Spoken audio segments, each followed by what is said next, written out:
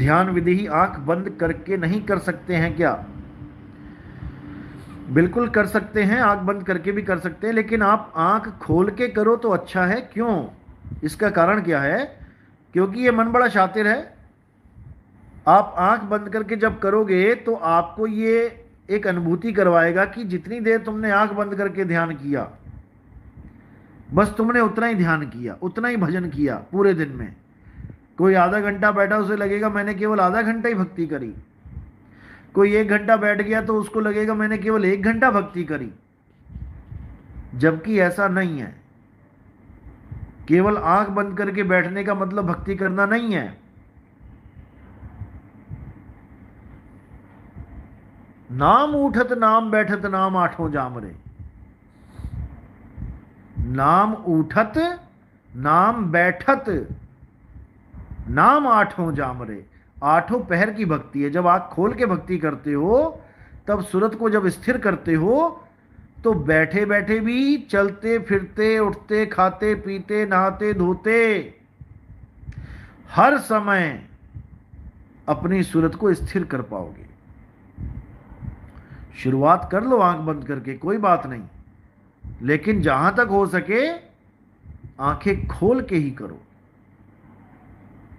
अगर कोई डिस्टरबेंस होती है तब बंद भी करो, लेकिन त्रिकुटी में ध्यान नहीं जाना चाहिए।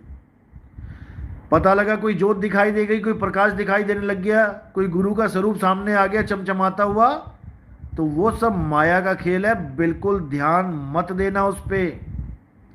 उसी वक्त आंखें खुल जानी चाहिए तुम्हारी। गुरु का भी अगर रूप आ जाए, इतने मैसेज आते हैं लोगों के, गुरुजी आप सपने में आते हो, सपने में सवाल जवाब चलते हैं, और आप तो वो भाषाएं बोलते हो जो आप नहीं भी जानते। एक नेपाली शिष्या है हमारी, वो कहती कि आप नेपाली भाषा में बात कर रहे थे मेरे साथ। मैंने सवाल पूछा, आपने जवाब दिया। ऐसे ही बहुत से अलग अलग लोग सपने देखते हैं, उसमें जब अपने गुरु को देखते हैं और जब बात करते हैं तो अपनी भाषा में बात करते हैं, तो जवाब भी अपनी भाषा में मिल जाता है उनको। तब वो सोचते हैं शायद नितिन दास को सारी भाषाएं आती हैं। ऐसा नहीं है भाई। मैंने पहले बताया है कि ये सब खेल सारा कल्पना का होता है। ये सब कल्पनाओं का खेल है। अभी किसी गुरु को कह दो कि आप मुझे सपने में आए, एकदम चौड़ा हो जाएगा, एकदम खुश हो जाएगा। अच्छा, मैं सपने में आया, जैसे परमात्मा ही सपने में आ गए। अरे भाई, ये सब कल्पना है, ये सब कल्पना है। तुम अपनी भाषा में पूछा, तुमने सवाल, तुम्हारी भाषा में मैंने जवाब दिया। क्यों? क्योंकि वो तुम्हारी कल्पना थी। तुम बिना गुरु को सामने प्रकट किए अपने मन से कोई सवाल करना, अपने मन से कोई भी सवाल करना अपनी भाषा में, तुम्हारा मन तुम्हारी भाषा में तुम्हें जवाब दे देगा।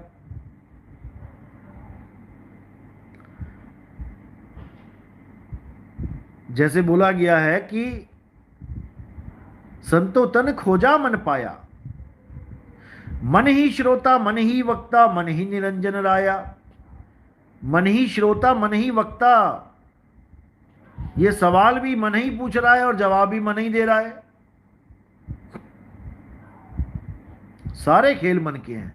अगर कोई मुझे देखता है सपने में तो ज्यादा खुश होने की जरूरत नहीं है कि मैं आ गया। ये तुम्हारी एक कल्पना है। तुम मेरे बारे में लगातार सोच रहे हो, तुम मेरे बारे में बार बार अपने जहन में लेके आ रहे हो मुझे।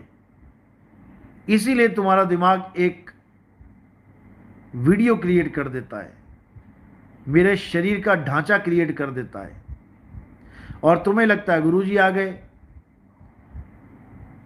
अब तुम जो सवाल पूछ रहे हो अपनी भाषा में, तुम्हारा ही मन तुम्हें उसी भाषा में जवाब दे रहा है, और तुम्हें लग रहा है कि नितिन दास नेपाली बोल रहा है, नितिन दास गुजराती बोल रहा है, नितिन दास बंगाली बोल रहा है। ऐसा नहीं है भाई। हाँ, कई बार ऐसा होता है कि तुम्हें कुछ संकेत देने होते हैं, तो परमात्मा गुरु का रूप धारण करता है। गुरु के रूप में तुम्हें कुछ बताने आता है, तुम्हारे भलाई की बात बताने आता है। उसमें कुछ गुप्त भेद होते हैं, वो अगर तुम मुझसे शेयर करोगे तो मैं तो तुम्हें बता सकता हूं कि ऐसा अगर हुआ तो क्यों हुआ, क्या संकेत है इसके पीछे, गुप्त कोड क्या है इसके पीछे। वो चीज मैं तुम्हें समझा सकता हूं। लेकिन तुम कहो कि तुम्हारी भाषा में तुम सवाल पूछो और मैं तुम्हें तुम्हारी भाषा में जवाब दूं, देन दिस इज इम्पॉसिबल। जब तक मैं सीख ना लूं तुम्हारी भाषा, तब तक तो इम्पॉसिबल ही है। हाँ, मैंने विचार बना लिया कि भाई तुम्हारी भाषाएं सीखनी है, तो it is possible, no issue. तो इसलिए भाई इस गलतफहमी में मत रहना कि जिसको मैं सपने में आ गया तो उसका सार शब्द प्रकट हो गया। ऐसे भी ड्रामे आ गए हमारे पंथ में ऐसे भी ड्रामे आ गए हमारे पंथ में। ड्रामे ही बोलता हूं ऐसे लोगों को मैं, क्योंकि 4 साल से 2018 से मैं यही समझा समझा के थक गया कि भाई गुरु देही नहीं होता है, सार शब्द देही नहीं है।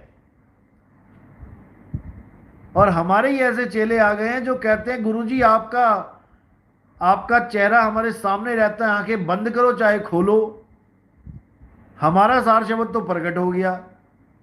अरे भैया, मेरा चेहरा थोड़ी नहीं है सार शब्द, बताओ। ठीक है, गुरु प्रेम होना चाहिए, गुरु प्रेम होना चाहिए, ठीक है, मान रहा हूं मैं बात। सपने भी आ गए गुरु के, अच्छी बात है। बेकार सपने देखने से अच्छा लाख गुना है अच्छा कि तुम्हें गुरु को सपना आ रहा है, यानी तुम्हारी सूरत एकाग्र हो रही है। इसमें कोई शक नहीं है, कोई शक नहीं है कि तुम्हें अगर सपने में तुम्हारा गुरु दिखाई दे रहा है तो तुम सही ट्रैक पे चल रहे हो, तुम्हारी सूरत एकाग्र हो रही है। दुनियादारी देखने से अच्छा है कि गुरु को देख रहे हो, लेकिन फिर भी सार शब्द शकल नहीं है। समझ जाओ इस बात को, नहीं तो शक्ल में ही अटक के रह जाओगे। कई लोग पूछते हैं, किसी नाम नहीं लेता मैं, एक भगत से 2-3 भक्तों से पूछा, हाँ तुम्हारा सार शब्द प्रकट हो गया क्या? कहते हैं हाँ प्रकट हो गया, गुरुजी हमें दिखाई दिए, हम गुरुजी की जाके गोद में बैठ गए। मेरी गोद में बैठ के भैया तुम्हें परमात्मा नहीं मिलने वाला। कहते हम गुरुजी की गोद में बैठ गए, अब गुरुजी हमसे दूर जाते ही नहीं है, हमारे पास ही रहते हैं। भाई ऐसा सार शब्द मैंने नहीं बताया कभी कि ऐसा सार शब्द प्रकट करना है। पता नहीं क्यों नहीं समझ में आता। इसीलिए मैं कहता हूं कि जितने ये गुरुआ लोग हैं, ये अपना अपना कुछ ना कुछ एक्सपीरियंस लेके ऐसे ही लोग गुरुआ बन जाते हैं। मेरा प्रकट हो गया, मेरा प्रकट हो गया, उसके बाद लोगों को बताने लग जाते हैं कि मेरा सार शब्द प्रकट हो गया। फिर इनसे कोई पूछेगा तो अपना एक्सपीरियंस शेयर करने लग जाते हैं निकम्मे। उसके बाद अपना गलत एक्सपीरियंस किसी को शेयर करके उसका भी बेड़ा गर्क कर देते हैं। वो भी ये सोचने में लग जाता है कि शायद यही सार शब्द है। हद हो गई, हद हो गई, हद। लेकिन अब क्या किया जाए? तो भाई पहली बात तो ये समझ लो, ये सब भक्तों को मैं इंफॉर्मेशन दे रहा हूं, अगर कोई तुम्हें कहता है कि उसका सार शब्द प्रकट हो गया, तो पहले तो उसको रिजेक्ट मार देना। ना तो मैंने आज तक कभी किसी को परमिशन दी है कि अगर किसी को कोई अनुभूति होती है तो वो किसी गुरु भाई के साथ शेयर करे, मैंने कभी किसी को नहीं बोला। और अगर कोई ऐसा बोलता है तुम्हें कि मेरा सार शब्द प्रकट हो गया, तो दोबारा उसको फोन मत लगाना, कभी उसको किनारे कर दो। भीखा बात अगम की, कहन सुनन में नाही। जो जाने सो कहे नहीं, और कहे सो जाने नहीं। ये दोहा अपने दिमाग में फिट कर लो, और इस दोहे रूपी मीटर से नापते चले जाओ कि कौन इस पे फिट आ रहा है। खुद ही समझ में आ जाएगा।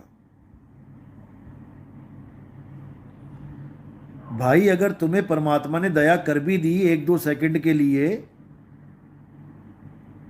एक भिखारी समझ के तुम पे दया कर भी दी, तो इसका मतलब यह नहीं कि तुम राजा बन के दान देते फिरो,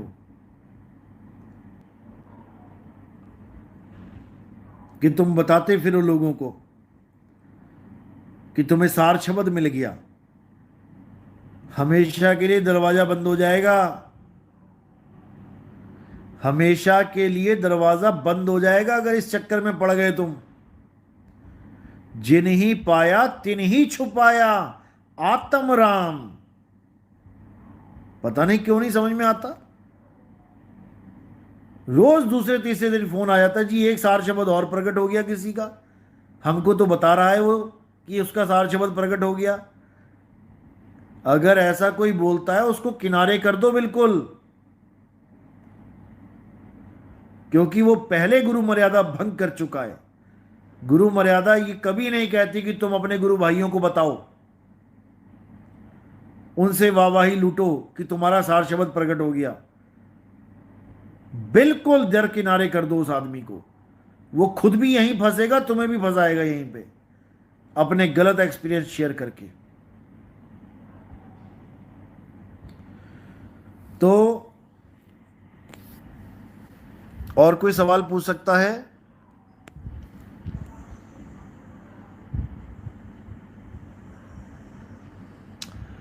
अरविंद सिंह तोमर जी, मेरे तो अपने सपने कुछ भी नहीं आते, केवल नाम ही अब साहब। बहुत बढ़िया, आने भी नहीं चाहिए। पढ़ाई करते वक्त सूरत नहीं टिकती है गुरुजी, क्या करें? कोई बात नहीं, देखो पढ़ाई अलग विषय हो जाता है। पढ़ाई में ध्यान पूरा पढ़ाई में रखना पड़ता है, याद भी रखना पड़ता है, बहुत सी चीज़ें याद करनी भी पड़ती हैं, उसमें कोई दिक्कत नहीं है। आप जब तक पढ़ाई करते हो पूरा ध्यान पढ़ाई में रखो, सूरत अपना काम करती जाएगी। उसकी टेंशन मत करो कि पढ़ाई के समय मेरा क्या होगा। जब तक पढ़ाई नहीं कर रहे हो, जब तक सूरत अपना काम कर रही है बढ़िया से, जब पढ़ाई कर रहे हो तो वही काम धीरे धीरे हो रहा है, लेकिन हो रहा है कंटिन्यू। उसकी चिंता मत करो। जहां पर पूरा ध्यान देना है वहां पर पूरा ध्यान दो, बाकी सूरत अपने आप कर रही है, उसकी आप बिल्कुल चिंता मत करो।